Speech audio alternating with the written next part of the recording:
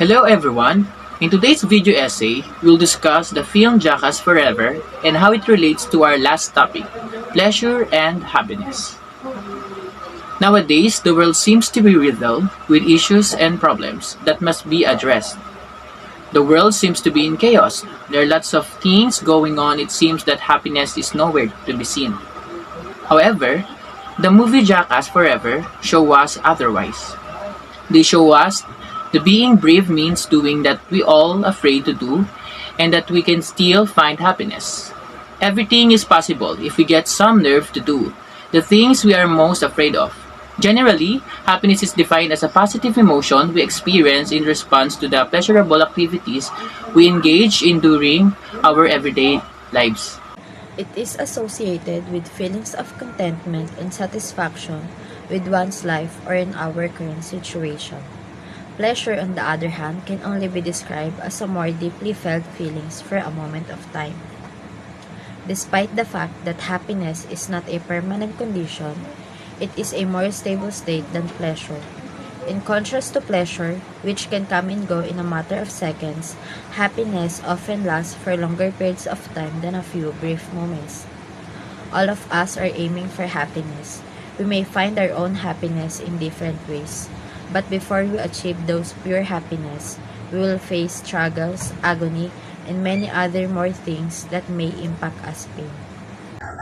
The movie Jackass Forever is an American reality slapstick comedy film consisting of stunts, pranks, graphic nudity, and lots of jokes and dark humor. The movie Jackass Forever portrayed the group of people who do dangerous activities for fun. The movie was composed of multiple franchises, and the 2022 franchise was deemed as the best of all published ones according to their fans. The stunts and the pranks they did can be ridiculous and crazy to other people. But if you view it from the perspective of positive psychology, things will turn 180 degrees.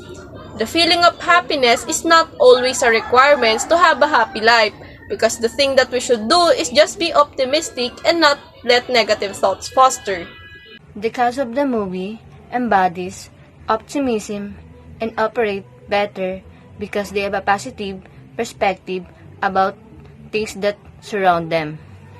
The challenges they set for themselves were sickening and, in some ways, out of the ordinary. In contrast, if we relate things to the topic that the professor discussed last meeting, we would say that these peoples are living their best lives. Despite all the bruises, pains, and anything else that could go wrong. These guys just kept on going, enjoying themselves to the fullest. The physical resilience of the cast is the phenomenal. They are being pushed over the edge, physically, just for the audience. All in the name of comedy and thrill, these artists took themselves, projectile poke in front of each other, floating naked in the tub while attempting to ignite part of the fire, and display not only the genital but also terrible injury on them. No one can deny that the some point of the movie made us laugh, but also still some part of them is dry and something hard to understand. It's great to see that the cast are having a great time filming the movie and the audience can feel that. For the fans, pleasure and happiness is what this movie all about. Even in this situation, we're the group of conflicting agony of each other and suffering so much pain as the result of this terrible pant and play. We can see them all laughing and smile. For the fans, pleasure and happiness is what this movie is all about. Even in this situation where the group is inflicting agony on each other and suffering so much pain as the result of these terrible stunts and plays, we can see them all laughing and smiling. What happens after the inevitable screaming, crying, and getting rid of the pain is perhaps one of the reasons for their joy and contentment, as they have devoted untold amounts of this screen time in this film at the end of each stunt. Their cameras intently trying to capture all the giggling and the hugging. The movie is not just about characters being crazy by doing dangerous activities. It's also about people finding pleasure and enjoyment in doing crazy stunts. Some of us might call them crazy for doing those sins and still continue even if some of them are already injured. But we all have different perspective in life, and the one that they did is the opposite of what we believe and would do.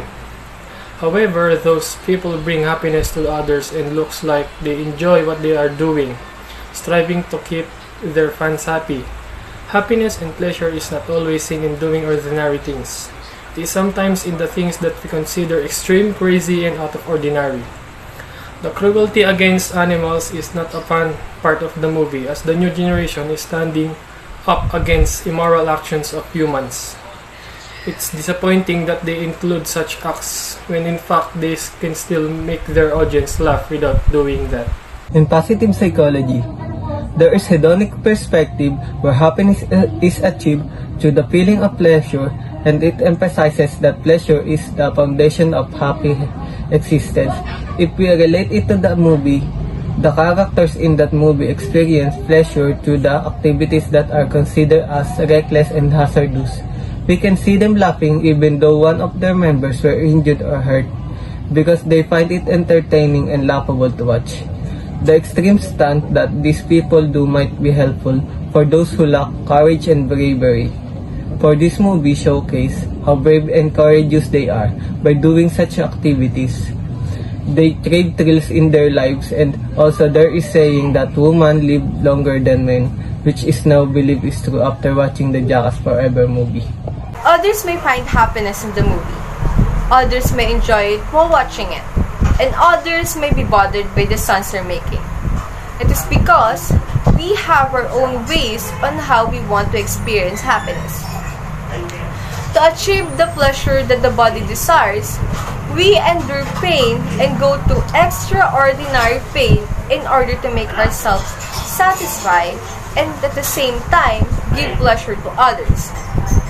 Like the characters in the film, they put up with pain in order to make themselves happy.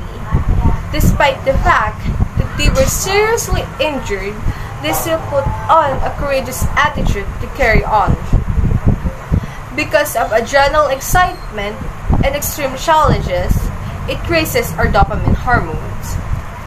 According to Sigmund Freud, people make choices to reduce pain or to generate or increase pleasure. However, in this scenario, this group of people is not avoiding any pain or suffering, but they are still increasing pleasure and happiness at the same time as a result of being satisfied and fulfilled with what they are doing with people to enjoy spending time with. Happiness and pleasure is broad, and the definition can vary from person to person depending on how we view and apply them in our daily lives. As they say, we only live once and must enjoy every glimpse of the day we enjoy, and we can be satisfied with things others may not, but at the end of the day, what matters the most is that we fulfill our own happiness and pleasure. These people bring happiness through doing stunts that a lot of us think that are inappropriate and dumb things to do if we are a normal person. Because we know that those stunts will inflict us pain and people will make fun of us if we try doing it. From what I've watched from the Jackass Forever movie, I've seen a group of friends enjoying the rest of their lives. I also found out that they've been doing it for decades already, but their passion for this movie is still unbreakable. The Jackass Forever cast is not attempting to avoid any discomfort, as they are simultaneously growing pleasure and happiness as a result of their contentment with what they are passionate about this. And contentment reflects to people they enjoy spending time with and people they watch them with. Upon reading some of the movie's comments from its fandom, I realized that they adore this movie just like how we, the younger generation, adores the trendy movies of today. Some parts are still explicit, but then I'm not part of the movie's target audience. I enjoy the passion that the cast has and understand the enjoyment the movie provides. But then, not all movies are up to our taste, and each movie targets different audiences from different generations. Though we can still find some parts of it hilarious. Remember what Sigmund Freud said, people make choices to avoid or decrease pain, or make choices that create or increase pleasure. Jackass Forever is not for me, but I conclude that it's worth watching.